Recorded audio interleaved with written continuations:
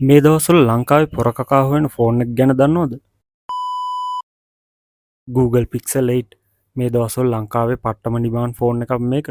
මේ වෙනකොට Google Pixel 10 release වෙලා තියෙන නිසා Google Pixel පරණ ෆෝන් වල මිල අඩු වෙලා. විශේෂයෙන්ම second hand Google Pixel phone මිල සැලකිය යුතු ලෙස අඩු වෙලා.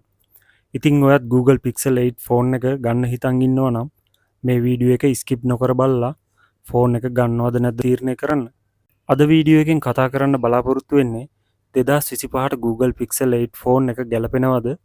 2025 කිව්වට 2025 අන්තිම හරිය මේ යන්නේ. 2026ට මේ ෆෝන් එක කාටද ගැලපෙන්නේ?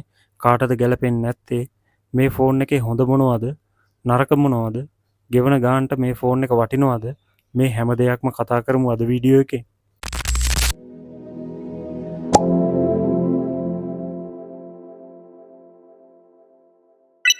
තාමත් හර්ෂටෙක් මාව සබ්ස්ක්‍රයිබ් කළේ නැත්නම් මේ දැම්ම සබ්ස්ක්‍රයිබ් කරන්න. Phones, laptop, PC, tech gadget, AI වගේ ටෙක් රිලේටඩ් දේවල් ගැන අපි කතා කරනවා. සෑම සිකුරාදාකම හවස 7ට අනිවාර්යෙන්ම වීඩියෝ එකක් දානවා. සබ්ස්ක්‍රයිබ් කරන්න ඊළඟ වීඩියෝ එක මිස් වෙයි. Google Pixel 8 ෆෝන් බොක්ස් එක ඇතුලේ Type C to Type C cable එකක්, Type A to Type C adapter එකක්, SIM ejector tool එකක්, Paperworks විතරයි බලා ගන්න පුළුවන්. මේකට charging dock එකක් එන්නේ නැහැ. මේක Google ලා විතරක් කරන දෙයක් නෙවෙයි. Samsung, Apple වගේ අනිත් brand box එකේ charging dock එක එවන්නේ. ඔයා Google Pixel 8 ෆෝන් එක මුලින්ම අතට ගත්තු ගමන් ප්‍රීමියම් ෆීල් එකක් බලා ගන්න පුළුවන්. අතට සුපිරියටම අහු වෙනවා. ලොකුත් නෑ පොඩිත් නෑ. ඇවරේජ්. ඩිසයින් එකත් මාරම ගති. ෆ්ලැග්ෂිප් ෆෝන් එකක් කියලා හොඳටම දැනෙනවා. ෆෝන් එක දිහා බලපු ගමන් ඇස් යන්නේ කැමරා බම්ප් එකට. Google Pixel 6 එකේ ඉඳන් ඉදිරියට ආපු හැම ෆෝන් එකකටම මේ වගේ කැමරා බම්ප් එකක් එන්නේ. Google Pixel 10 වෙනකම්. දුරින් ඉඳන් බලන කෙනෙක්ට වුණත් ලේසියෙන්ම මේ තියෙන්නේ Google Pixel ෆෝන් එකක් කියලා අඳුර ගන්න පුළුවන්. හරියටම Apple ෆෝන් අඳුර ගන්නවා වගේ. ෆෝන් එකේ ෆ්‍රේම් එක ඇලුමිනියම්. ෆ්‍රන්ට් එකයි බැක් එකයි දෙකම ග්ලාස්. Gorilla Glass Victus වලින් ආරක්ෂා කරලා තියෙනවා. Victus නෙවෙයි වෙන වෙන නම් වලින් තිබ්බක් ග්ලාස් කියන්නේ වැටුනොත් කුඩු වෙන જાතියක්. ඒ නිසා බැක් කවර් එකක් දාලා ටෙම්පර්ඩ් එකක් ගහගන්න. මේ ෆෝන් එකේ උස මිලිමීටර් 150.5යි. පල්ල මිලිමීටර් 70.8යි. ඝනකම මිලිමීටර් 8.9යි. ෆෝන් එකේ බර ග්‍රෑම් 187යි. Google Pixel 7 එකට වඩා ග්‍රෑම් 10ක් අඩු වෙලා. ඒ වගේම නැනෝ SIM එකක් සහ eSIM එකක් දාන්න පුළුවන්. Google Pixel 8 ෆෝන් එකට ඇවිල්ලා තියෙන ඩිස්ප්ලේ එක ගැන කතා කරමු. Google Pixel 7 එකට වඩා ඩිස්ප්ලේ එක සෑහෙන අප්ග්‍රේඩ් කරලා තියෙනවා.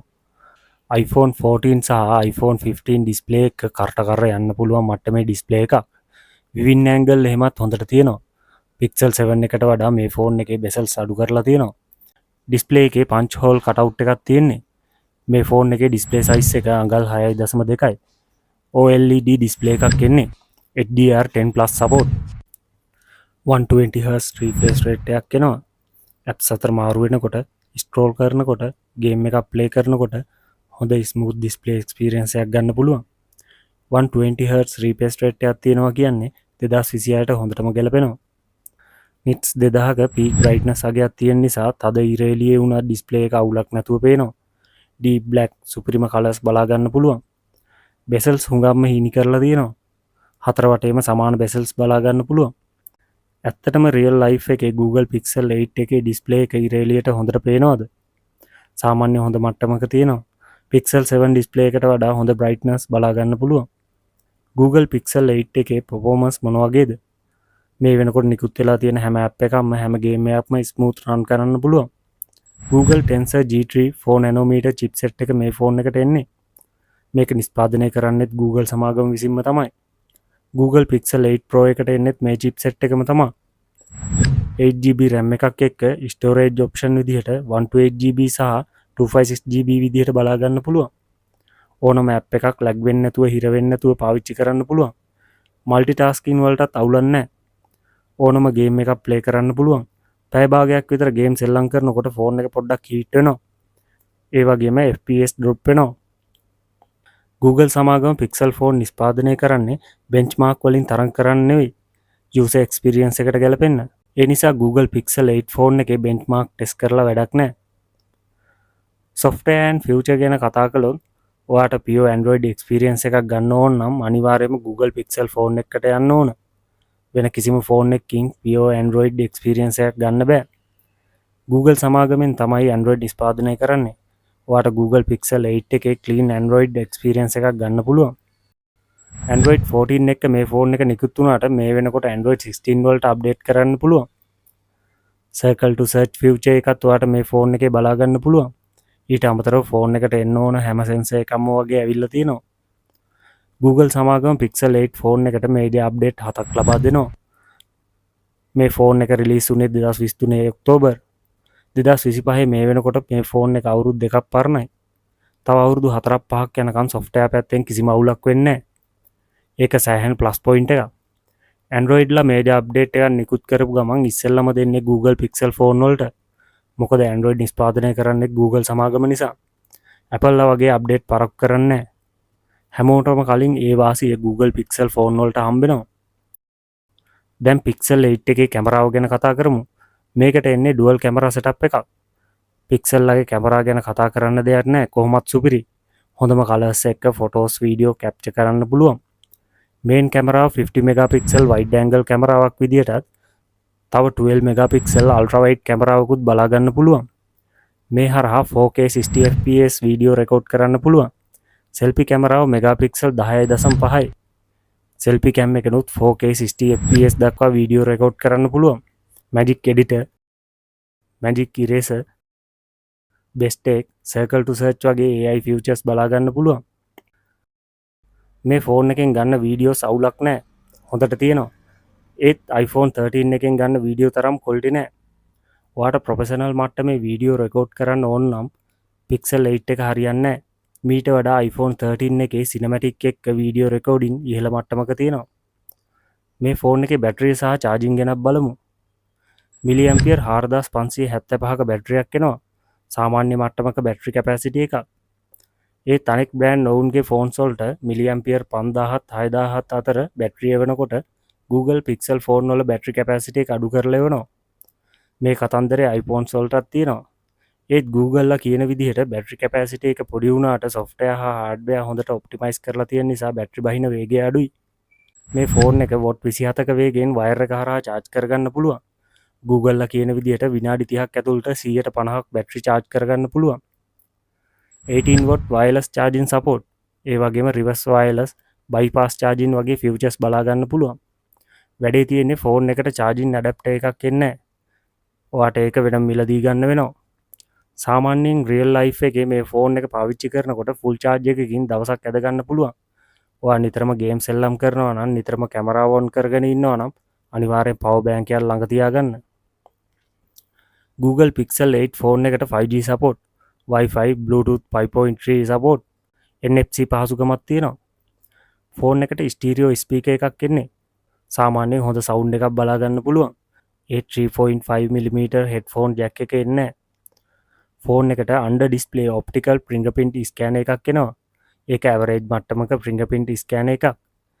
ඒක ultrasonic fingerprint scanner එකක් නෙවෙයි. පරණ optical fingerprint scanner එකක්. ඔයා Samsung S23 එකක් එක්ක compare කරොත් Pixel 8 එකේ fingerprint scanner එක පට්ට slow. මේකට Face ID පහසුකමක් තියෙනවා. කරුවලේ වුණත් Face ID හොඳට වැඩ. ඒ ගැන කම්ප්ලේන් කරන්න දෙයක් නැහැ. ෆෝන් එකේ වයර්ලස් charging ගැන කතා කළොත් watt 18ක වේගයෙන් වයර්ලස් charge කරගන්න පුළුවන්. ඒ ස්පීඩ් එක අද කාලේ හැටියට මදි. ඔයාලා දන්නවා Apple ලා එයාලගේ ෆෝන් වලට MagSafe පහසුකම ලබා දෙනවා. ඒ වගේම Google Pixel 10 එකට magnetic පහසුකම තියෙනවා. ඒකත් හරියට Apple MagSafe පහසුකම වගේ තමයි. දෙකම එකයි. ඒත් Google Pixel 8 එකේ magnetic පහසුකම බලා ගන්න නැහැ. IP68 dust and water resistant පහසුකම තියෙනවා. එයාලා කියන විදිහට වතුර යට මීටර් 1.5ක් ගැඹුරට මිනිත්තු 30ක කාලයක් තිබ්බත් කිසිම ප්‍රශ්නයක් වෙන්නේ නැහැ. එයාලා එහෙම කිව්වට හදිසියේ හරි ෆෝන් එකට වතුර ගියොත් warranty claim කරගන්න වෙන්නේ නැහැ. Google විතරක් නෙවෙයි වෙන කිසිම කම්පැනි එකකින් warranty claim කරන්නේ නැහැ ෆෝන් එකට වතුර ගියොත්. ඔයා ගන්න පාවිච්චි කරපු ෆෝන් එකක් නම් කොහොමත් වතුරට දාන්න යන්න එපා. දැන් බලමු Google Pixel 8 ෆෝන් එකේ මේ දවස්වල මිල ගණන්. අලුතෙන්ම Google Pixel 8 256GB ෆෝන් එකක් ගන්නවා නම් රුපියල් 1,30,000කට වැඩි වෙනවා. සෙකන්ඩ් හෑන්ඩ් එකක් ගන්නවා නම් රුපියල් 90,000ත් 1,10,000ත් අතර වෙනවා. ඔයාට මේ ප්‍රයිස් රේන්ජ් එකේ ගන්න තියෙන අනිත් ෆෝන් මොනවද? iPhone 13, Samsung Galaxy S23, OnePlus 13R. දැන් අපි ඇවිල්ලා ඉන්නේ හොඳම තැනට. කෙටියෙන් බලමු Google Pixel 8 ෆෝන් එකේ වාසි හා අවාසි. මුලින්ම බලමු Google Pixel 8 ෆෝන් එකේ වාසි. ෆ්ලැග්ෂිප් ඩිසයින් එකක් තියෙනවා. 5G support. ඩිස්ප්ලේ ක්වොලිටි එක ගැන වද වෙන්න දෙයක් නැහැ. තද අවුවට වුණත් ඩිස්ප්ලේ එක හොඳට පේනවා. 120Hz refresh rate එකක් තියෙනවා. bezels අඩු කරලා තියෙනවා. pure Android experience එකක් ගන්න පුළුවන්.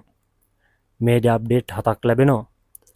Android අලුත් version එක රිලීස් කරපු ගමන් මුලින්ම Pixel ෆෝන් වලට ලැබෙනවා. Face ID කරුවලේ වුණත් වැඩ.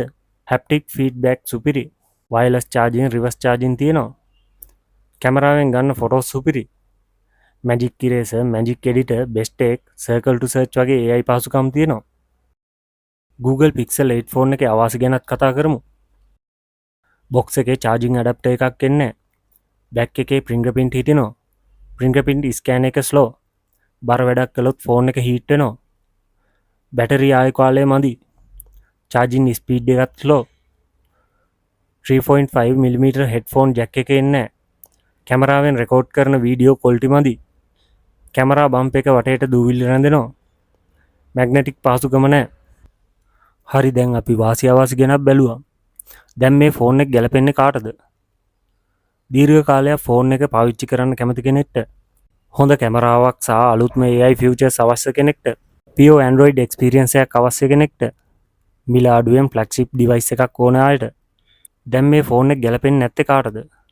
දවසම ගේම් සෙල්ලම් කරන අයට, ඉක්මනින් ෆෝන් එක charge කරගන්න කැමති අයට, heavy users ලට, ඒ කියන්නේ දවස පුරාම ෆෝන් එකේ එල්ලීලා ඉන්න අයට, හොඳම chipset එකක් ඕන කරන අයට. ඉතින් මොකද්ද ඔයාගේ තීරණය? ඔයා මුලින් ඉඳන් අවසාන වෙනකම් වීඩියෝ එක බැලුවා නම් Google Pixel 8 ෆෝන් එක ඔයාට ගැලපෙනවද නැද්ද ඔයාටම තීරණය කරන්න පුළුවන්. ඉතින් යන්න කමෙන්ට් සෙක්ෂන් එකට. ඔයාගේ අදහස වගේම මට මිස් වෙච්ච දේවල් තියෙනවා නම් ඒවත් කමෙන්ට් කරන්න. වීඩියෝ එක හොඳයි නම් ලයික් කරන්න. මේ වගේ වීඩියෝස් ටෙක් අප්ඩේට් ඉස්සරහටත් බලන්න හර්ෂ ටෙක් channel එක subscribe කරන්න. ගිහින් එන්නම්. මං හර්ෂ. good day.